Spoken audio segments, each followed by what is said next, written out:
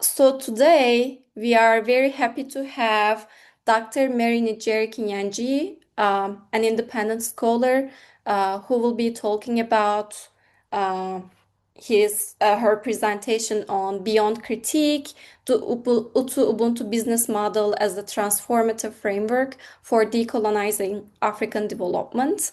And Dr. Mary Njeri Kinyanjui, a distinguished scholar activist, aims to decolonize development studies. A PhD graduate of Fitzwilliam College, University of Cambridge, she has held academic positions at the Institute for Development Studies at the University of Nairobi, Mount Holyoke College, and the Five College Women's Study Center. Her research redefines the informal economy, quote unquote, by centering the lives of ordinary women and indigenous economic systems. As a leading expert on the Utu-Ubuntu economy, she challenges Western-centric development paradigms through concepts such as fireside knowledge and Utu feminism. Her decolonial praxis is uniquely interdisciplinary, weaving together non-traditional methodologies, including folklore, pop music, gospel music, graffiti, and business names, to analyze the intersections of politics, economics, and social resilience. She's a prolific author beyond academia. She's the founder of Beyond Knowledge Horizon, a community empowerment organization. She also produces content for Njeri Media's YouTube channel for community resilience and transformative social change. So we are very happy to have you here with us together. So the floor is yours. You can unmute yourself, and we are looking forward to your talk today.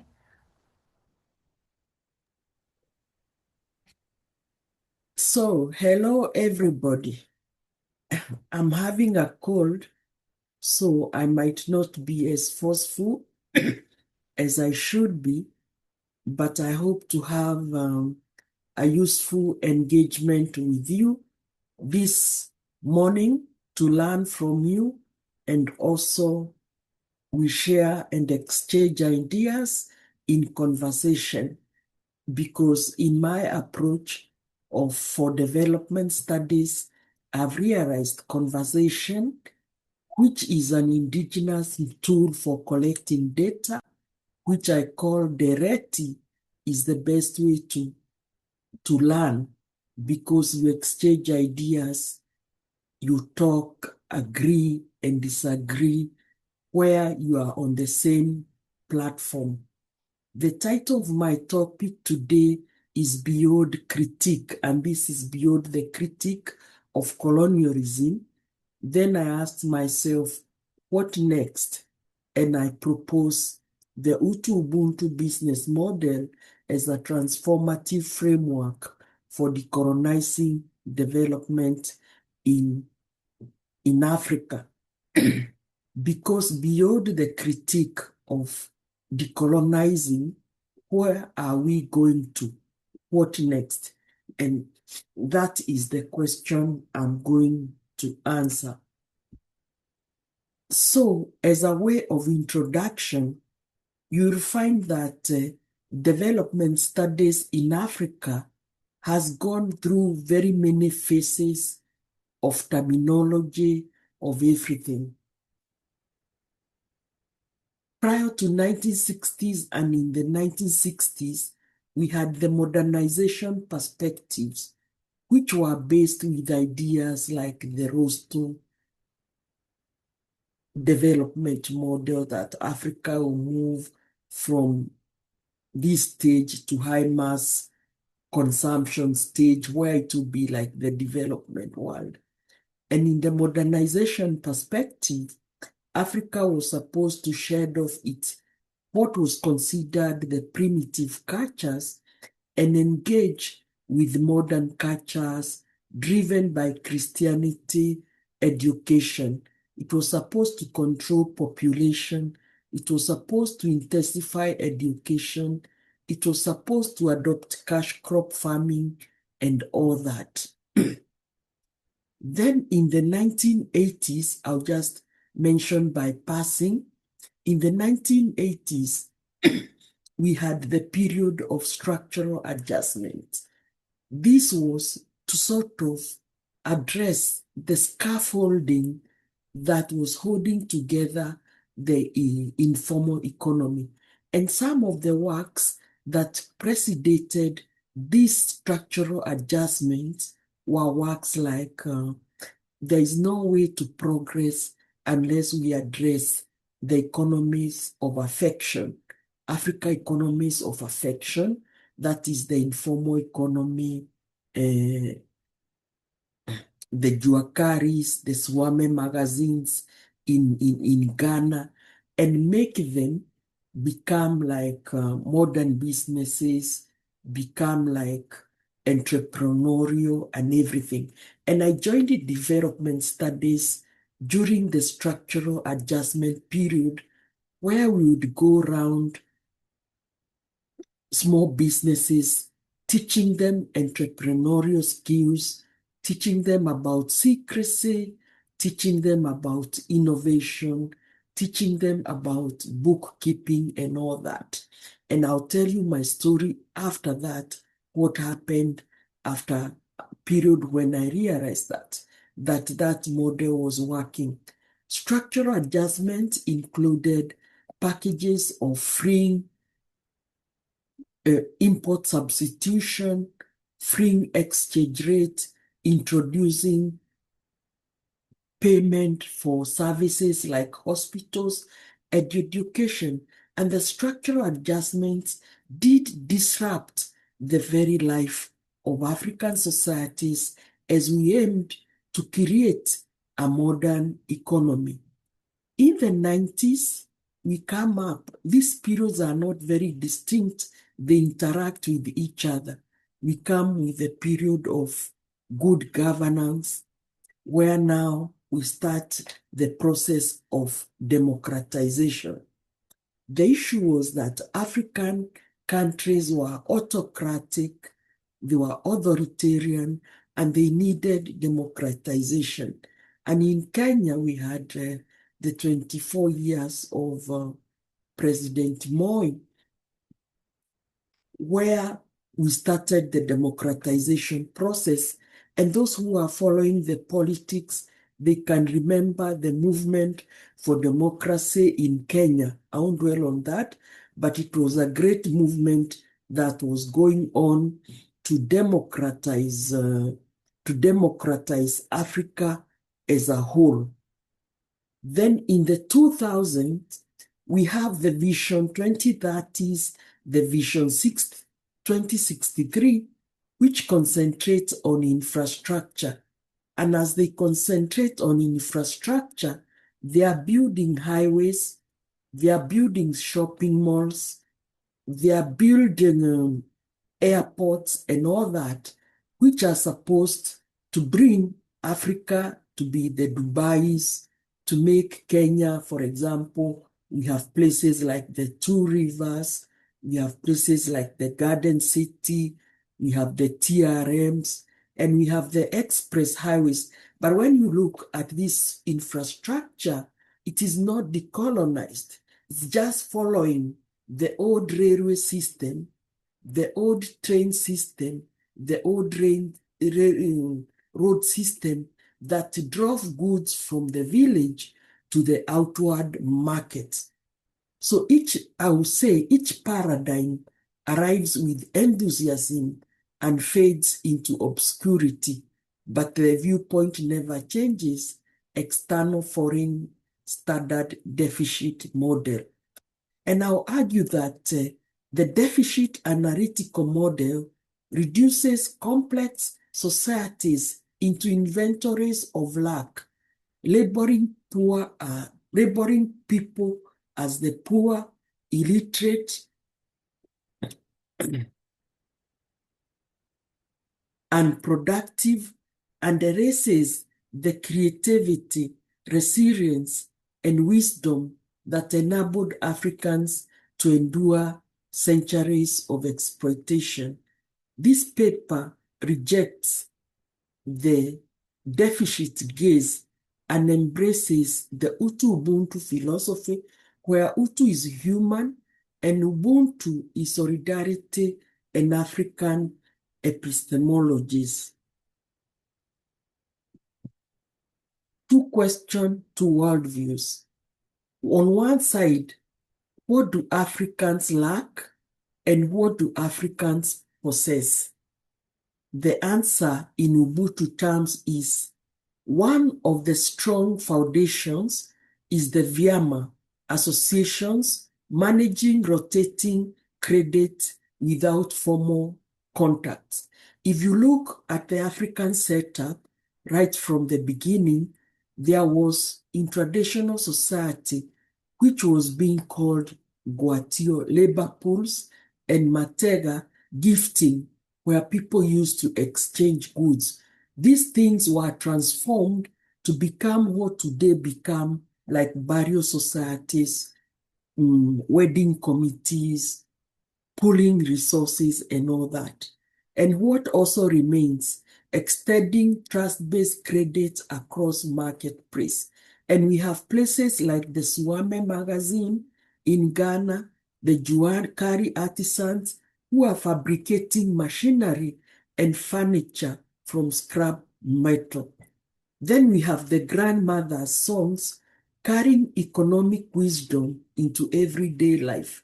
And these grandmother's songs have been extended to include songs, gospel music, pop music, and graffiti on matatu transport. So the dominant Western deficit narratives, each savior framework claims to solve Africa's poverty, conflict, and hunger while obscuring the systemic extraction of African labor, resources, and time. For you who are in politics, I would wish you to go below the first layer and ask yourself, who sponsors the wars in Africa? Why is Africa poor? And why is Africa hungry? If you go below, you will find that Africa, for example, in my case, in my village in Gatodu North, people have planted avocados. People have planted coffee instead of maize and beans. Then why won't they be hungry? So we are reduced to rebels, the impoverished, the corrupt, the warring factions, the uneducated. Who sponsors the war in Congo? And I would like, most of you to start by watching the film Enjoy Poverty in Africa. The Western-centric lens views informal markets, agriculture, and communal savings as lacking formalization and national economic behavior. So in the 1990s, we were engaged in formalization and training the Africans to become the rational economic behavior. So whose brand wins? You see German coffee, Italian roast, Swiss chocolates, but never Gatodu coffee or Njeri tea or Suame chocolate. Africa provides the content, others claim the brand. So without asking those questions, we can never decolonize. Effects on Africa's socio-political and economic cycle. Internalized inadequacy. We are told repeatedly that their ways of organizing and trading are lacking. Populations absorb the judgment as their own. So if you read some books like, I won't mention them, but they are there in development literature, like Hobart Democracy, The White Man's Burden, The Dark Continent. Unfortunately, I don't know why we internalize those. And then colonial frameworks endure and replicate long after colonial formal administrations devolve. Skepticism of indigenous knowledge. Scholars returned from Western institutions convinced local wisdom is obsolete. For example, in my former university, 95% of the books at the bookstore and in the library were imported. And every time the syllabuses were based and the curriculum were based on these imported books, and that's what was considered knowledge. Because most of us, having been trained, like me, in Cambridge, I would consider that knowledge was from that place. Then there's self-blame. Struggling farmer shifts from questioning global trade inequities to questioning herself.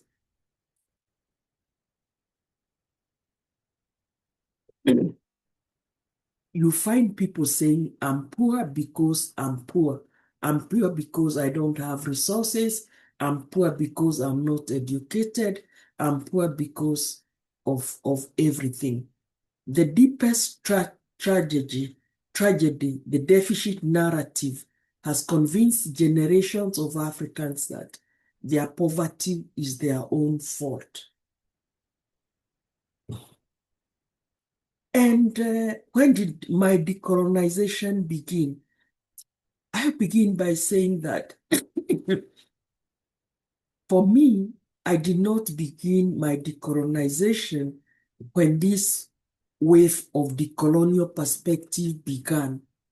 I began it earlier on.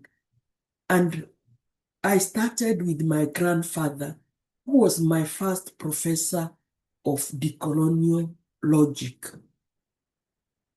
As a young scholar, I returned home excited about theories that large families are a drain on national and family resources. And I asked my grandfather if he was happy having only two siblings. And at that time, it was the modernization knowledge. So we were being taught family planning, control families, and all that. So I thought my grandfather, who had only a sister, was happy, and my family, where we were 10, we were unhappy. And his retort was, "Go kill your siblings so that you can be happy and realize good things." He taught me that human life is the utmost asset, not liability. That was the first lesson in decoloniality, questioning the very metrics by which we measure success life. So if we measure success by lack, by reducing the number of people in the world, if we measure success by destroying humanity, then we are wrong. And my grandfather, although did not explain, he valued life, but the only way he could tell me was through that metaphor. Their lived experiences that shaped my framework further. Whenever I would call my father, he would tell me that he's at the coffee farm. And my father labored for global markets at dawn, season after season, no wealthier at the end than the beginning.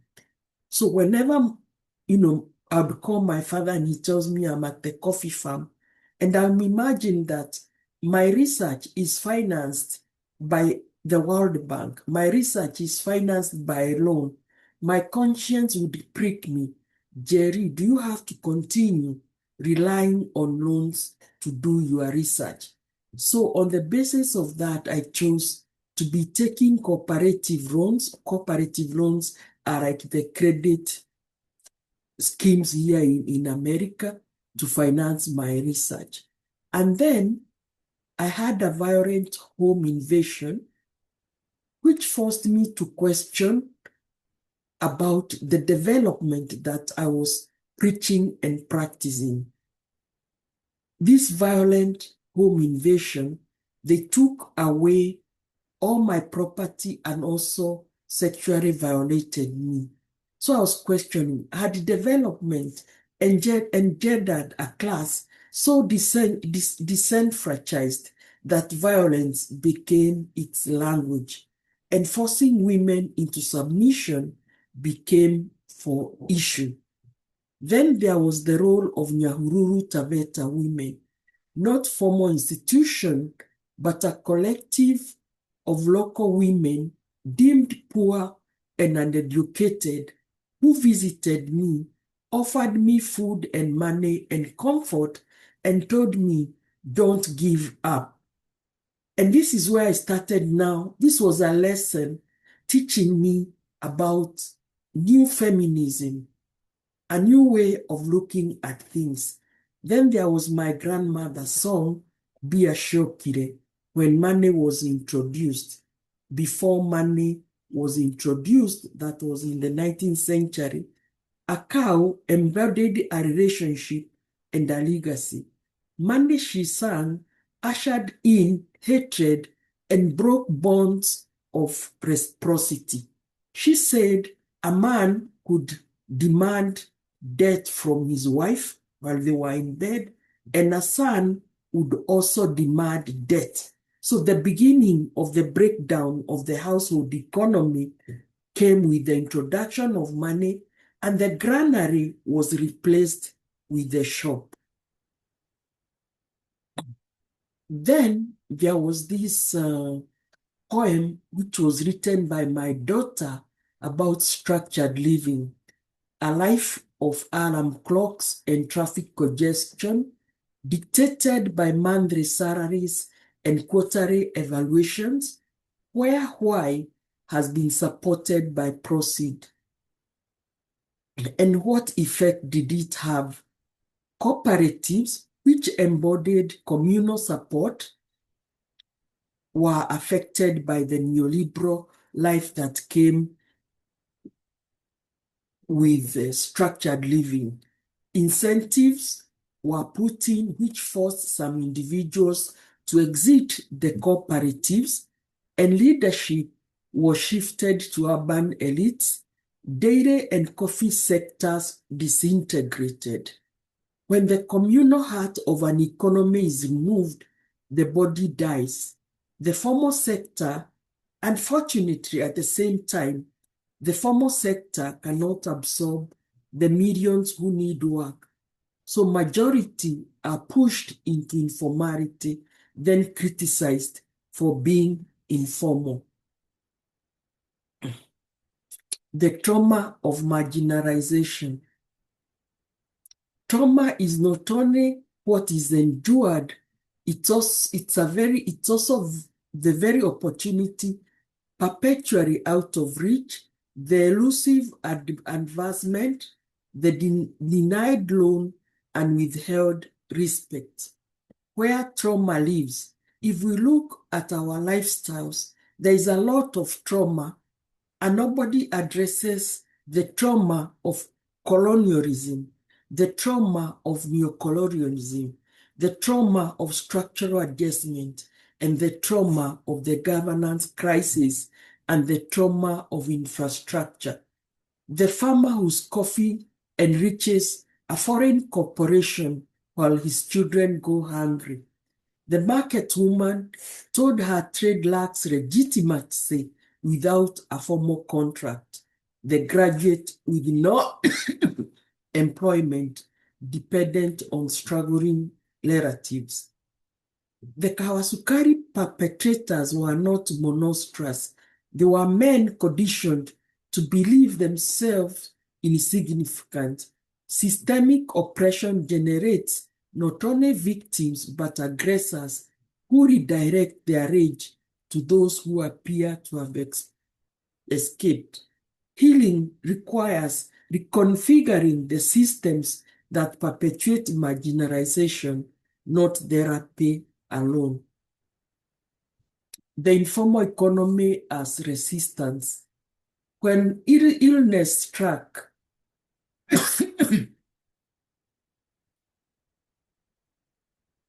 and this was the beginning point when I started seeing informal economy as different, The university offered minimal support. And meanwhile, I was doing a research at the Juakari site. When I went and the Juakari chairman looked at me and told me, Mwalim, which is the name for a teacher, you don't look well. I told him, no, I was admitted to hospital. I was discharged last week. And all he did was to go back to his pocket and he removed 3,000, which is $30, but it's a lot of money in Kenya. The society deemed to need rescue showed the most genuine compassion. So I started looking for compassion. Can we add compassion and ethics to the production function? For example, instead of saying A equals labor plus capital plus land, we add ethics and compassion to the production function, as economists would call it. So daily acts of resistance, business without enterprises without formal business plans. They don't have business plans because they don't know. They know they need them, but they don't want to keep them. Then saving accumulated without banks, mutual support without insurance companies, knowledge shared without formal schools. You might want to find out, how do those people at Suame magazine learn how to make the things they make there? They learn on the job. Nairobi markets and Akina Suame magazines, they learn on survival of the collective, not survival of the fittest. The informal trader does not need instruction in entrepreneurship.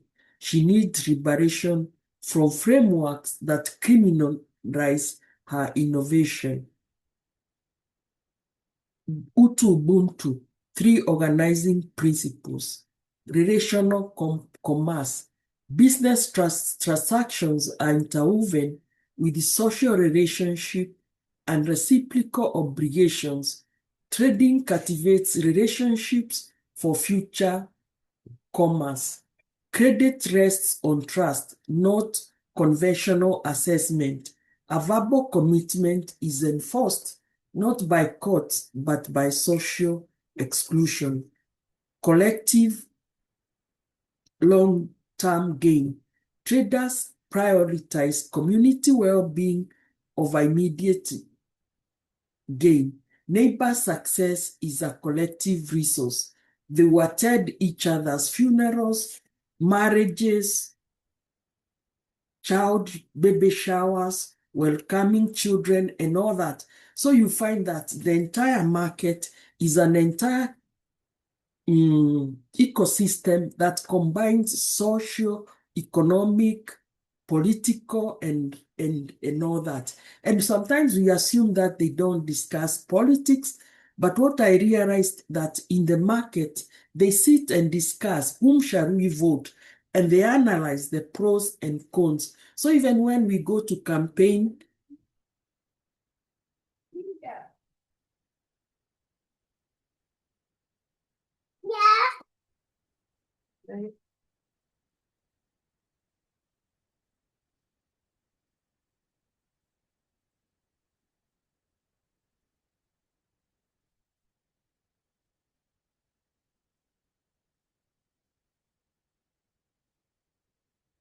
Okay. okay, Okay. Good. I don't.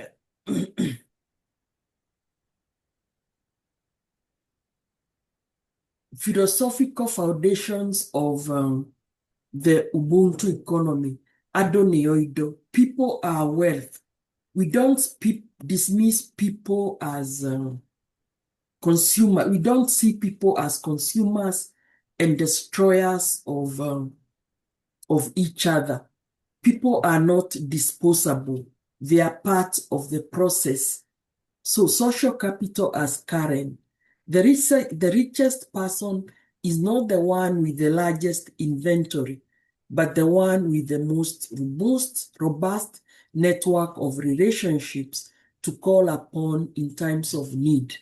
In scarcity, social capital often proves more dependable than financial capital. We'll find that wealth transcends material accumulation. It's rooted in the depth of relationship. These are hidden aspects in society, but people will judge you not by the amount of money, but how you treat others. Do you allow your vehicle to be used to transport a neighbor who is sick? What do you do for your neighbor? Those are the things that people will judge you on. Of course, you can be rich in the Western standards and have your fleet of cars, but people will still exclude you socially because of your non-participation in the local environment. People could say, okay, you are urbanized and you don't need those things, but these cultures have been urbanized in some parts of the city. Then there is the vyama or the chama, the connective tissue, sophisticated, adaptive, what they call rotating savings and credit, form the backbone of survival where formal banks are inaccessible. Unlike Western frameworks, vyama treat illness, death, and childbirth as inseparable from economic life. For example, I have banked in a bank since 1984. But when my father passed on, they won't give me they will not support me. But my chama, my village chama, came out for me and supported me with offsetting the burial funerals. Of course, people will call it black tax, but it's not black tax because there is reciprocity. And what we should be arguing is that we should come up with tax models that take care of that black tax. Gender and Utu-Ubuntu, from home to Juakari enterprise places. Women entrepreneurs do not leave domestic identities at the door. They kitchenize the public sphere, bringing values of care and accountability into business. The woman who managed a household on a shoestring budget is uniquely qualified to manage a business under the same constraint. The move from Juakari space is both spatial and ideological. And on the left side, you can see patience, solidarity, entrepreneurship, perseverance, and social adaptedness. Ubuntu Nest and African Metropolis. In this, I tried to relate the markets and the way the cities were evolving, which were different from the Western city models. There is the informal settlements, the urbanized villages, and the self-built peripheries. These are developed through collective land acquisition, while urbanized villages preserve traditional economic practices, and then the indigenous markets become centers of solidarity and mutual aid. Proposals for decolonization begin with the language. Develop local languages so that a farmer can negotiate amortization within her own conceptual framework, not a colonial memo written in English and read only in capital. And I've been telling people, even now in the age of AI, my name Njeri cannot be spelled correctly. Why don't we start from there and make sure that AI uses our language, our names. Reclaim agency of the poor. that the donor-client research relationship, treat songs, proverbs, and fireside exchange as sites of knowledge equal to the university seminar room. Kitchenizing the classroom. Invite Juakari practitioners, the swarmers, link them with our engineering and market women to teach, dismantling the hierarchy of expert and lay person. Then there is radical value addition, validate the swarmers and the Juakari, strategic protectionism, and reform the cooperative model. And then we need to kitchenize the corporate and the government boardrooms by introducing the values of the fireside. Most of us who have worked in the corporate, government, and even academic boardroom, we know the hierarchy. We know the inhumanities that goes there. You can walk in the morning with your lunch and you are told, hello, you are no longer needed. Can you pack and go? And the security shows you the door. But the fireside is inclusive. The fireside is welcoming. The fireside is redistributive. The fireside has the logic of sustenance. It does not have the logic of laying off because all of us belong. Then centering Utu. Restore the principles of Utu that we learn from birth. Beginning when a child is born is love, happiness, generosity, empathy, and harmony. Then consider the old landmarks. Restore the original goods. We are taught that we are born with original sin, which we have to be cleansed through baptism. But then, in our languages, we are born with the original good of Utu, which is wealth, generosity, stewardship, leadership, knowledge, and courage.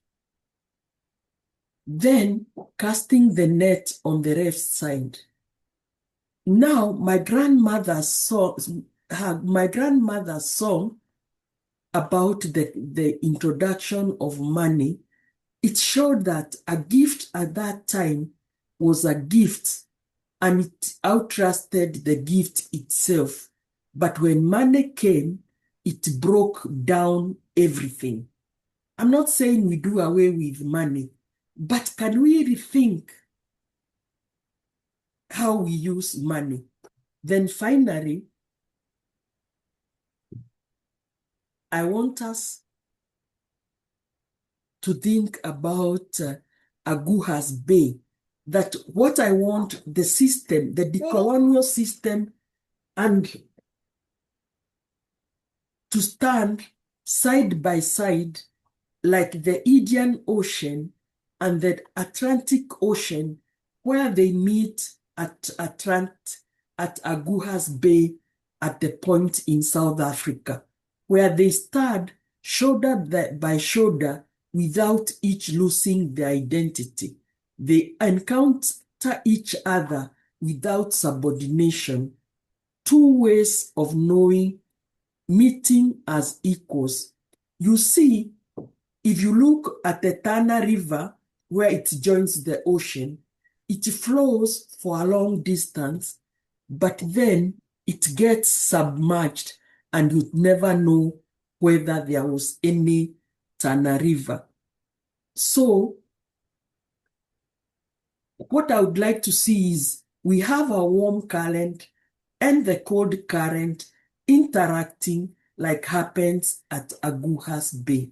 That's the way I see it as a geographer, that we build the case.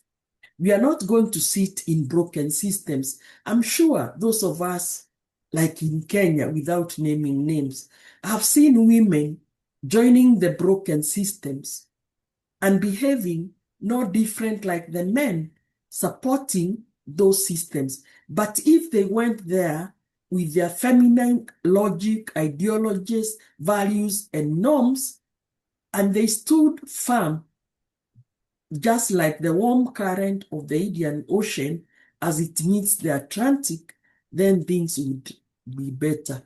And finally, I would say that development studies must stop asking what Africa lacks and start asking what Africa has to teach.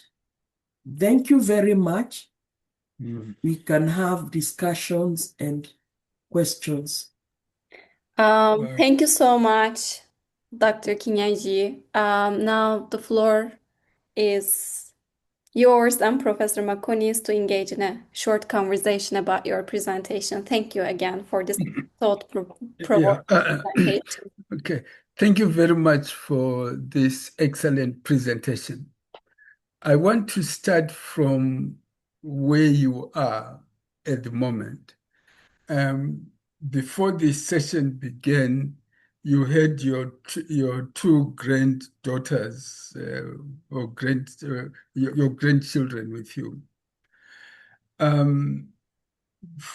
If you are going to talk, let's say, about decolonial grandparenting, what does it look like for you now as you present as a scholar, but you still are looking after your grandchildren? How do you create that context for yourself?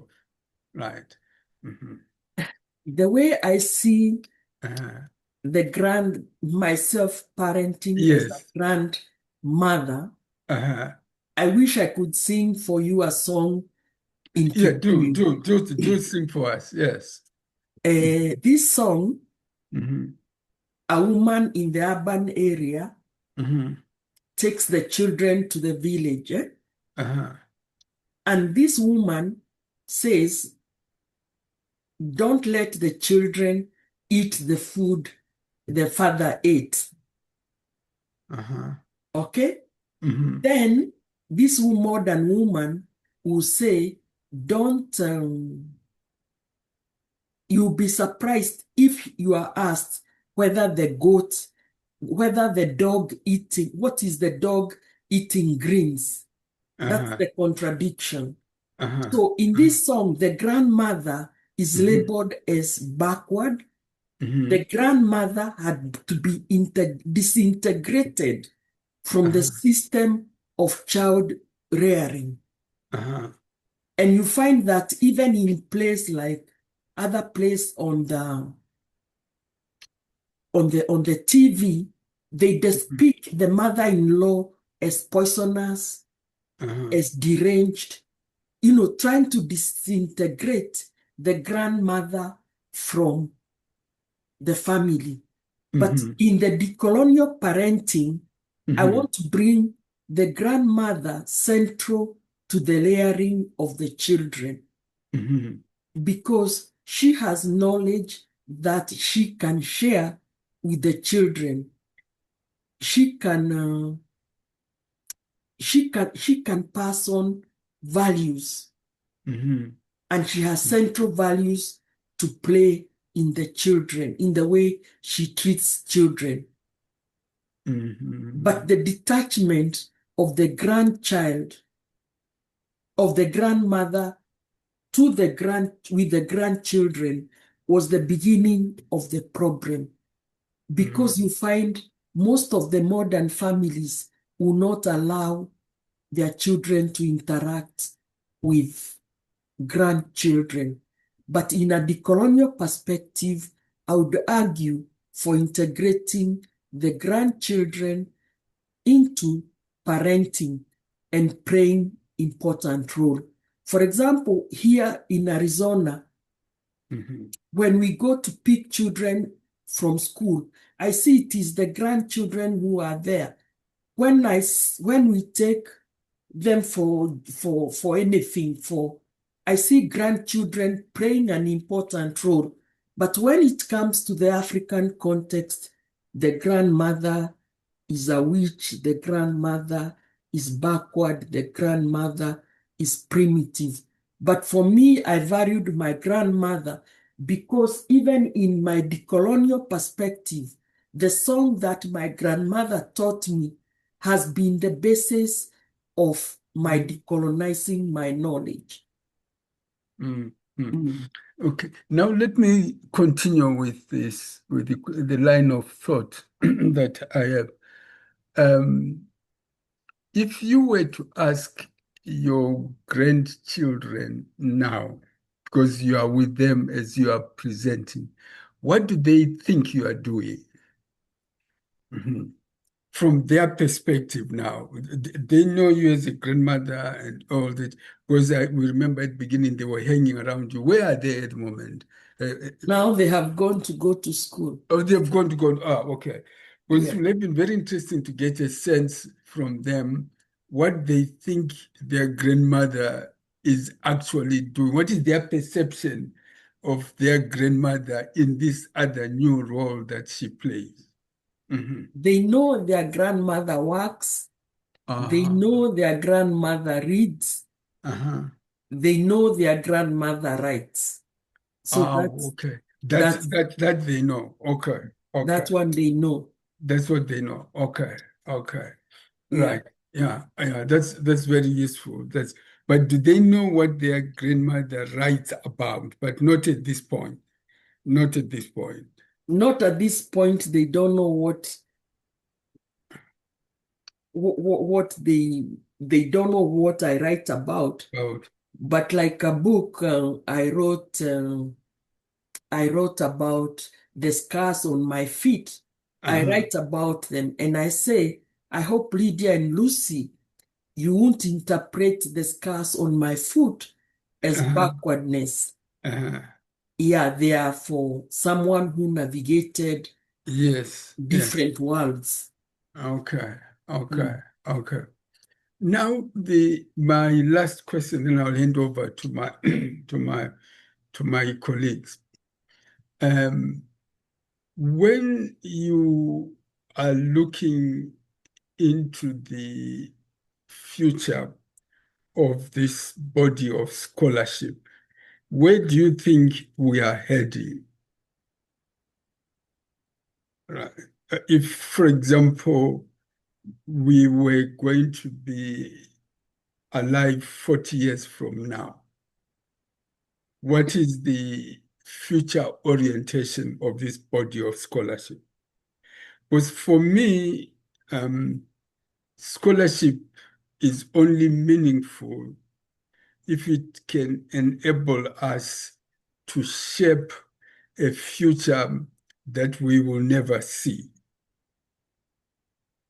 So if that is the case, you see, if that argument is valid, it doesn't have to be valid. If you believe in that argument, that um, our scholarship is only meaningful if we're able to influence people that we will never meet, and we're able to influence a tomorrow that we will never live in.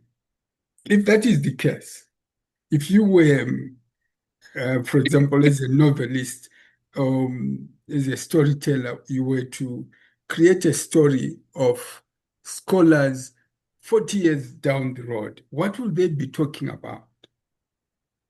Mm. First of all, you saw my stride where I had Yes, put modernization, yes, yeah, that's structural why I got adjustment, that argument from. Yes, governance, and yes, infrastructure. mhm, All those are influenced by scholars at different times yes, on Africa. mhm, But the way I see the future of mhm, African scholarship is for mhm, the African scholars to move from the high tables of scholarship mhm, and go to Swame magazine, mhm, because if you look at the history of Swame magazine in Ghana, it mhm, dates from a very long time mhm, and it is going to live. So how do we position ourselves vis-a-vis Swame magazine? Because mhm, that's where the future lies. If I go to the Juakari sites in Kenya, mhm, they were what the colonial government found in in the country, the African market, what Keith Hart called the informal economy. It's what they found in Africa. And then when they were sharing out space in Nairobi, they said these Africans, no space for them.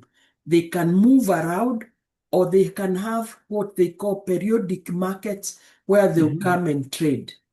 But those markets, up to 1900, today 2000, they are still in that city. So what I'm saying is that, can we move from that high table of scholarship, of Adam Smith's theories, of Marshall's, of, I don't know which,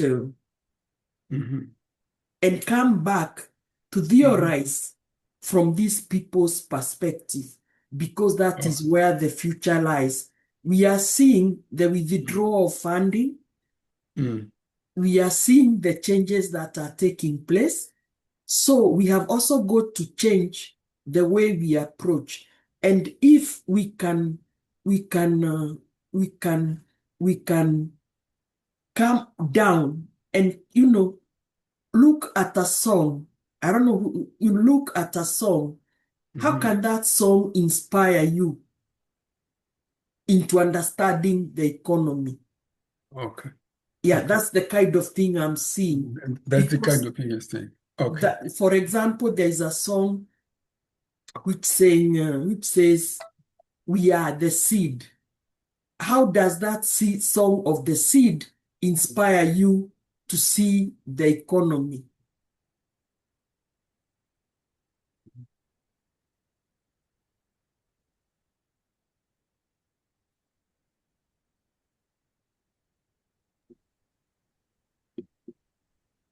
Professor Makoni?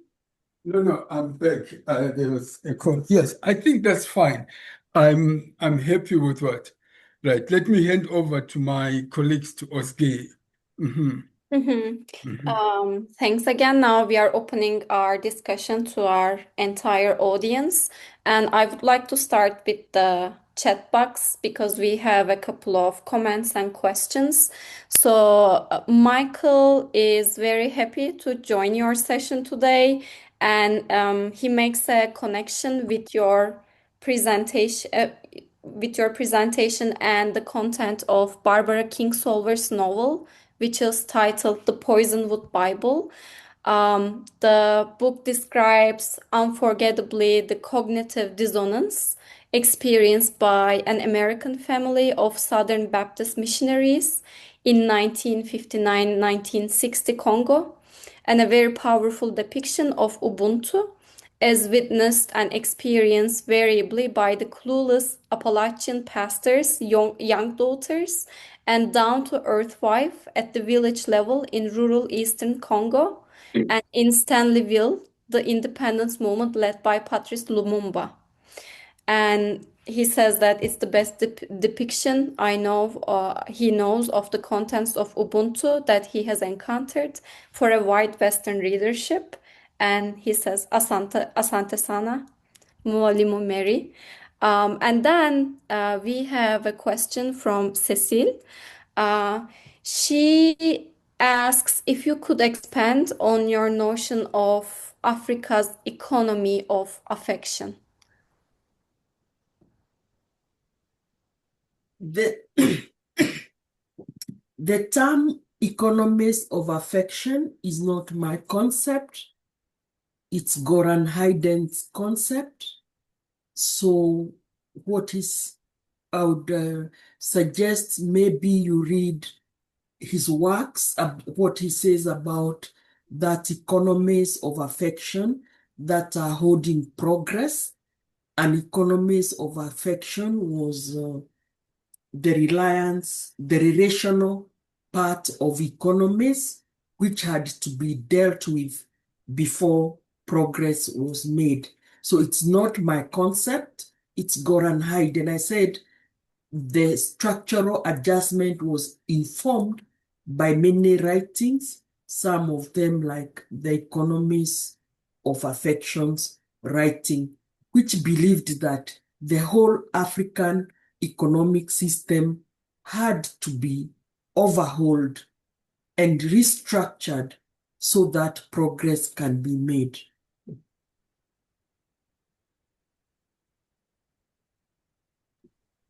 Okay, thank you. And I see that Ashraf, his hands raised, so you can go ahead. Thank you very much, Professor Mary. It's very moving and very useful presentation. And the usefulness about the presentation is that it's based on experience. I have two questions to you. And I also want to drag back Sinfi to the conversation. When you talked about informal economy, the question that came into my mind is where the state lies. I mean, the state is not there. How can you deal with the state? Then they are constrained by the state, regulated, watched by the state, monitored by the state. State is there somehow. So how to deal with the state? The neoliberal state. Let me give you a concrete example. In Sudan, for example, people who are involved in informal economies, of course, there are lots of people. They are tased up literally by the state. And some of them are also imprisoned. How can we make the fight for restructuring the economy of the state part of the fight for informal economy? I mean, how can we integrate the two together, the state economy and the informal economy? Because the assumption is that informal economy operates outside the state, right? Outside the neoliberal economy, the banks and so on, but they're there, these institutions, and they affect our lives. The second question is, in your answer to Simper's question, you said about the relationship with your grandchildren. You said they see you read, write, and so on. How does the perspective or the model of Utu-Ubuntu shape? How did it shape your way of seeing the process of reading or writing? This model itself. And the third question is, it's about the question of Sinfre. I want actually to put him on the spot because he said scholarship is meaningful when it enables us to shape the future. Here the question is, if the future is almost entirely unpredictable, it's uncertain, how can we expect that, our scholarship can shape the uncertain? Thank you very much. First of all, your question on the state and the informal economy. Even in Kenya, the state and the informal economy are not friends. One, the informal economy feels the state is a foreign thing, and the state wants to capture the informal economy. When the state will realize the importance of dialoguing with the informal economy, then the two will become friends. But as of now, the two regard each other as enemy. For me, about the future, and that is the logic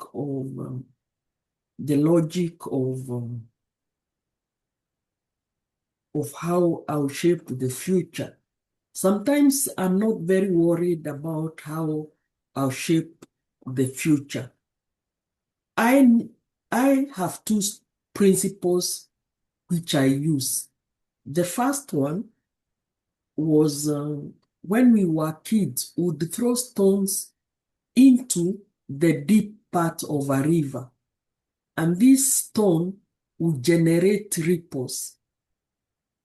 The depth of the ripples was not on our control, neither was the spread, but the ripples were formed and they did spread. So my argument is that this is a beginning point. Ideas, the ripples, we have thrown the stone into the river and the ripples will spread at their own pace. We don't know who is in control. So the ripples will spread anyway because this is a beginning point. And worrying too much about the future without addressing the present, perhaps that's what kills most of the academic scholarship, because we are looking too much into the future without looking at the present. The other adage that I have is that ideas have legs. Once an idea it comes out of your mouth, it will spread. You never know who will pick it. It will have legs and it will walk. It may take years, but will walk. When Ngugi wa Thiong'o thought about decolonizing the English literature department in the 60s, nobody listened to him. Now, almost 2026, we are talking about decolonization. People might have thought he was mad, but today we are speaking about it. But that was an idea born then. The other thing is that there are many things that we need look into our fireside knowledge. How does it inspire us? How do those proverbs, what do they say about the future? What do they say about living in the present?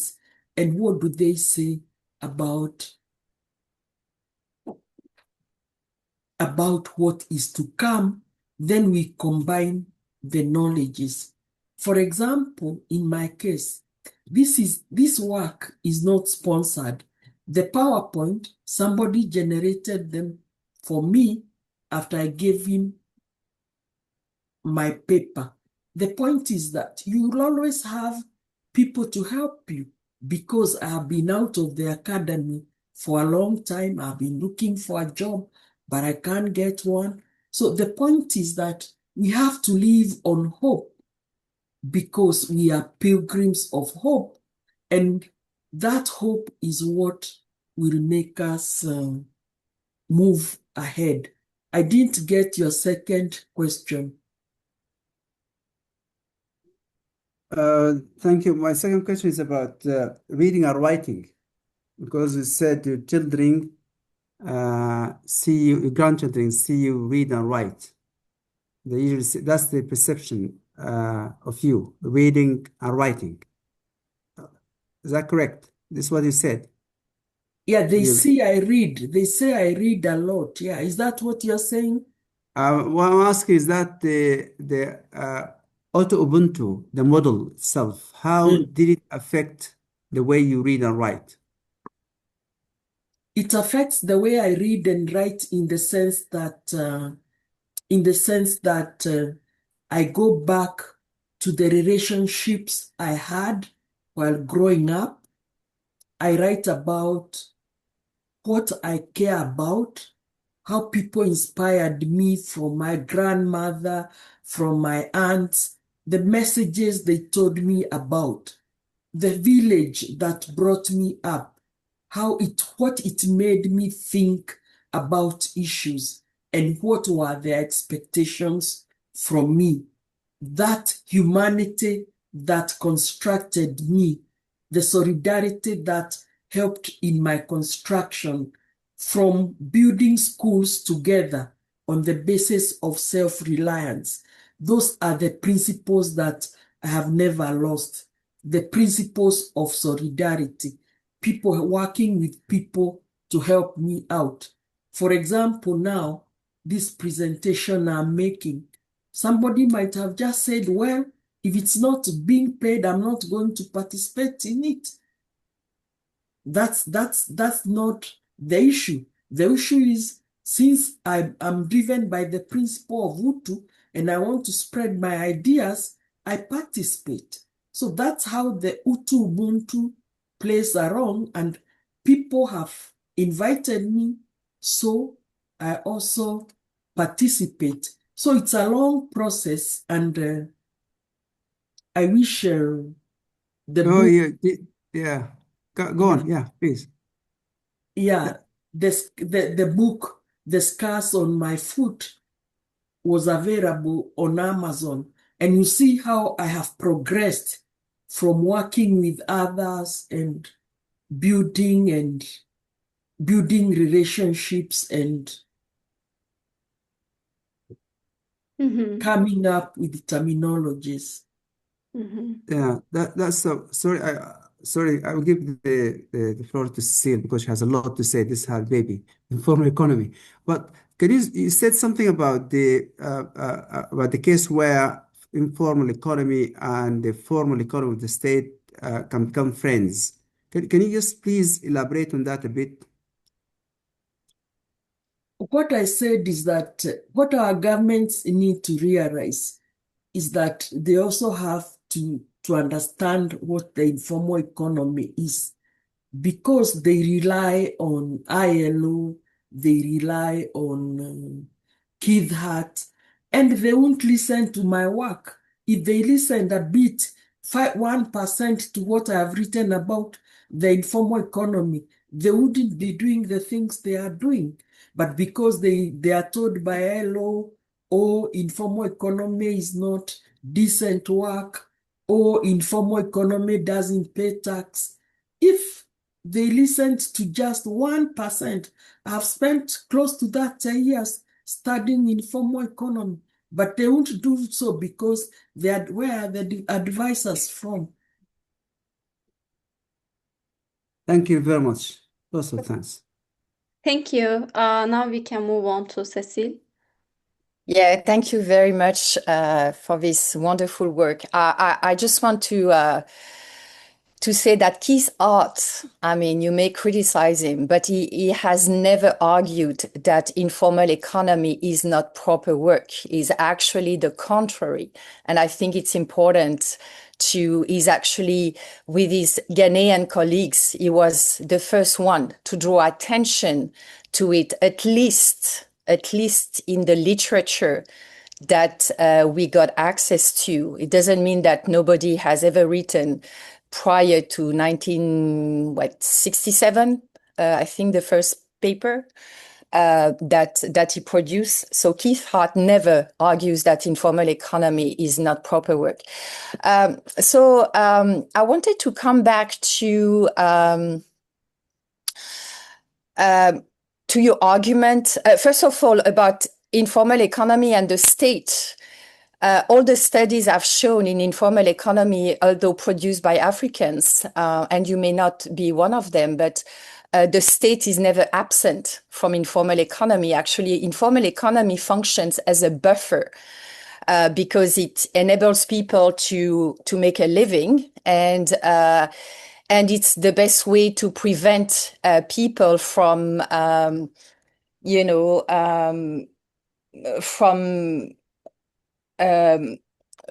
rising against the state, and it's a way actually to make people not fighting their condition of extreme vulnerability in which they often are. So I wanted to come back to the notion of social capital as currency, and to the notion of solidarity, and I base my reflections on also 20 years of work on informal economy in South Africa among Africans. And and probably what what your talk actually made clear to me is that the migration context may actually affect, what's going on. And what I see is with people I've been working with for decades is that there is a lot of competition among people, and and there is actually the notion of gift. And I'm just gonna make example. For example, if you want to know about somebody recruiting somebody else in an informal economy entity, most of the time you have actually to give money to get the information. So information, which is one of the key, a key asset to have, you have actually to say, oh, okay, so and so is looking for, a tailor, and to work in their shop. But in order to have the information, you have to give me money. So it challenges a bit the notion of solidarity. And it challenges a bit also the notion of social capital as being always, beneficial. Social capital, and there have been studies on that showing that social capital actually maybe may not be a capital at all. Actually, social networks actually can, work against people themselves. So, and the other thing is that we talk a lot about social capital, but I think, and I should engage with your work, which I'm gonna do after the session. But it seems to me that we have little studies about how social capital is constructed. What are the mechanisms of, the construction of social capital? And social capital is not because you have. So, is there this distinction between social capital and network, for instance? When does social network becomes a capital? And these are the kind of questions that can only be answered through, ethnographic studies. I just want to ask if you would reconsider that solidarity may play, a role in, shaping people's economy, but would you consider the fact that, they may be, they may also be another side of the construction of social network, and, and that it may not be as solidarity based as we may want to see, unless your studies have shown otherwise. Thank you. I don't know how to answer your questions, but I'll say that my observations from spending times at the market, that's what they led me to. And we are still learning. I think we move on learning. Okay, and then we can move on to Salikoko and then to the after party. Okay. Well, thank you very much, Dr. Kinyanjui. This has been a very nice talk in the sense of covering a lot of dimensions of the African economic development problem. And I'm reminded of something that I said somewhere. Global problems call for global solutions. And so this is what I want to focus on now. My first question is, what is the message we should take from here? Decoloniality, taking us back to the pre-colonial period, or decoloniality taking us to a different form of Africa that doesn't reject everything that colonialism brought, but realizes that a number of things went wrong with colonialism. And whatever we want to keep from colonialism must be integrated within an indigenous, or not, within indigenous African structures. Which way is it? A hybrid Africa of modern times or a pre-colonial Africa?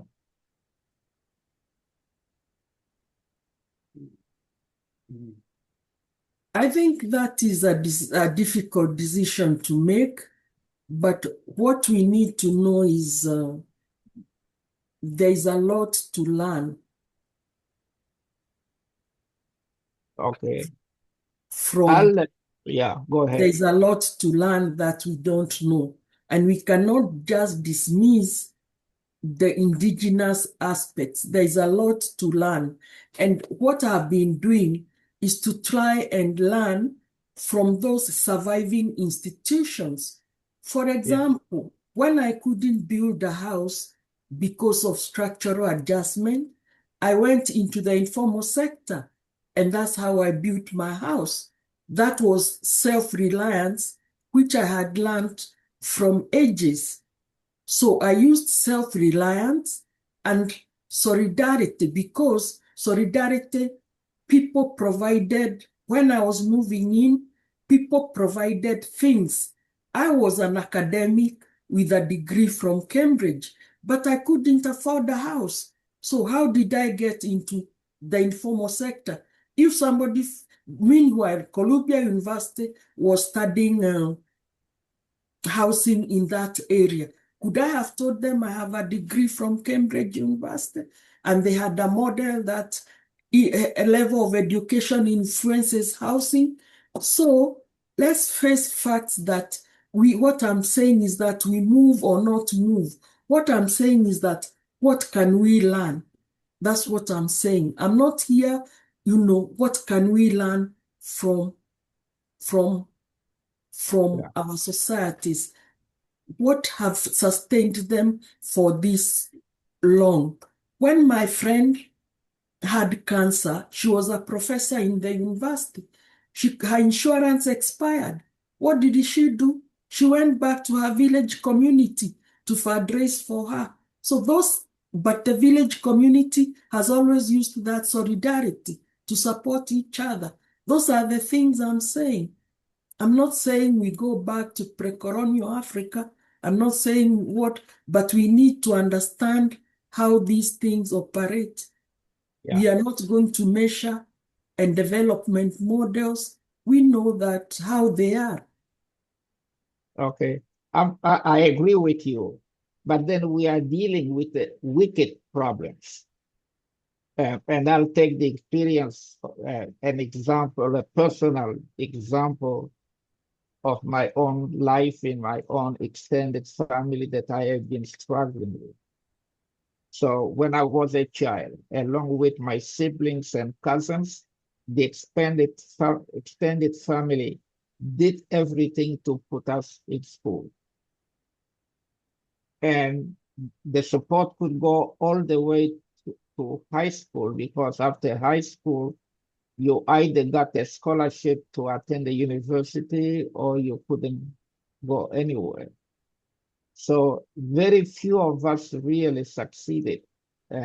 I went through high school, and the rest is, what I have become, a professor at the University of Chicago with a very nice income, and I can help people. But here is the other aspect of it. All these other relatives that were not as lucky as me or didn't invest themselves in schooling as I did, they have become dependents. And what comes with it, every one of them has more than 5 children. And when I go through the count, this is a large extended family, close to 40 different people. I haven't met many of them. Mhm. So every 2 weeks, I get a request for money. And I try to attend to all of them. But then I have my own limits. And because a number of them are my age, they have had grandchildren. Mhm. And I have to help with the grandchildren and so forth. And my discourse to my family has been for over 30 years now, listen, the world has changed. Humans are an important capital in our lives. Extended family has its merits.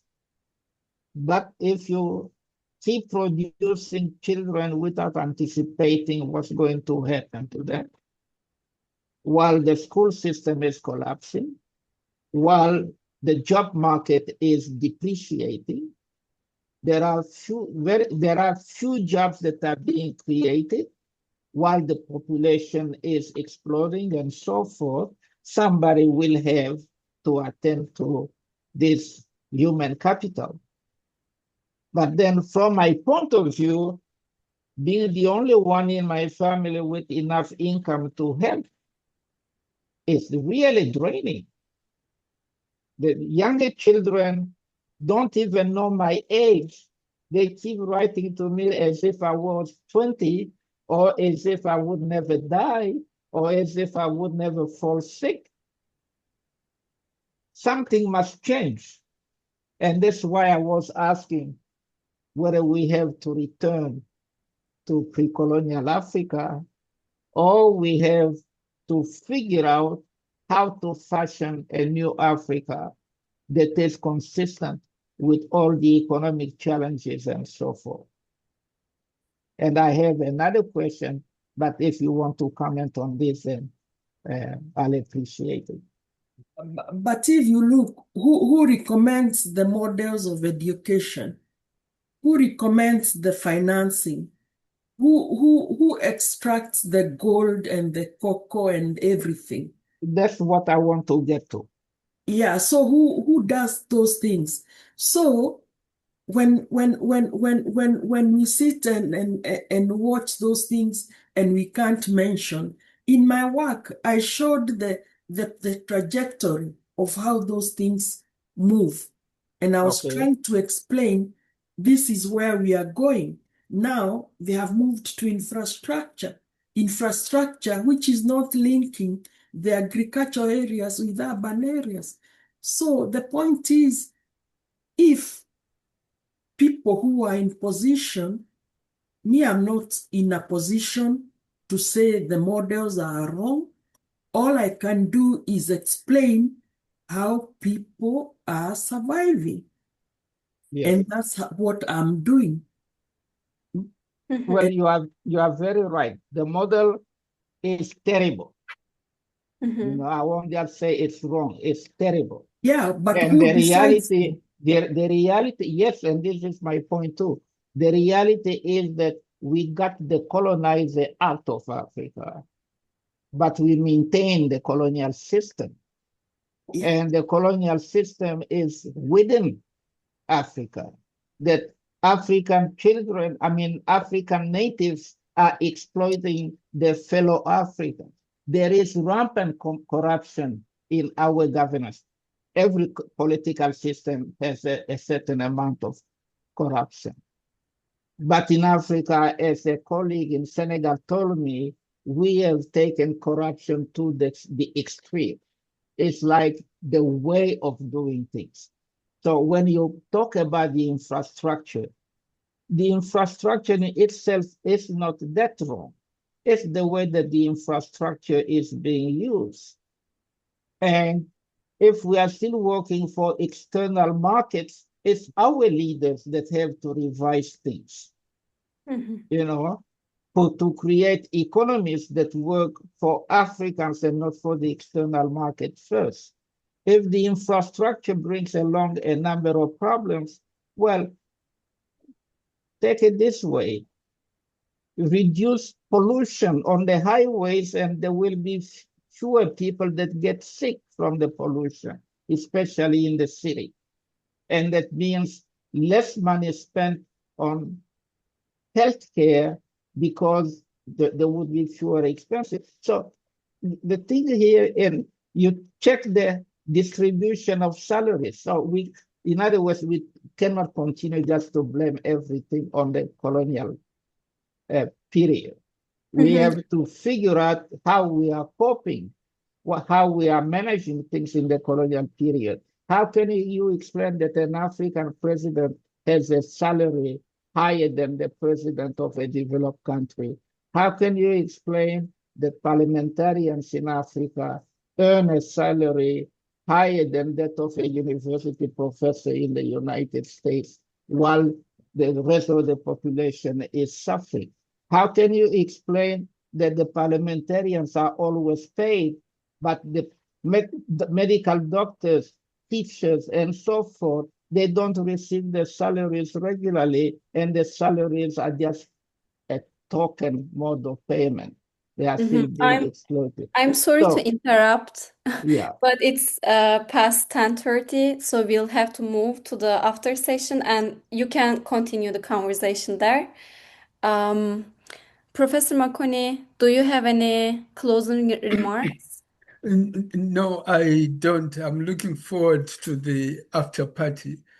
And my question when Sally was talking and everybody, I kept asking myself, to what extent is these problems uniquely and peculiarly African, or they are also found in other parts of the world, whether it's the United States or Europe, etc. That's what was going through my mind. So, for example, the issues about gifting, solidarity, networks, that's one of the things that I was interested in thinking through. Because I remember Cecile one time talking about parallels between her experience in the village, in the rural place that she grew up in, and what she encounters in Africa. And then at the moment, my thinking about this is that the body of scholarship on this is a bit funny, because European and American scholarship has always known about African scholarship, and it's European scholarship largely has been influenced by African scholarship in terms of how it understood itself and how it understood Africa. So why Eurocentrism is an anomaly? It is an anomaly not because Europe was trying to impose its views on Africa, but it was because it was trying to erase from its core the systems of thought that had shaped it. In other words, European scholarship finds it hard to make substantial progress without the nature and type of discussions that we are talking about here. Right. That, I think, is the argument that I want to make. That decoloniality and all that is relevant to us, but it's more relevant to my colleagues at Penn State and in Europe, etc., because they need that mirror to understand. Right.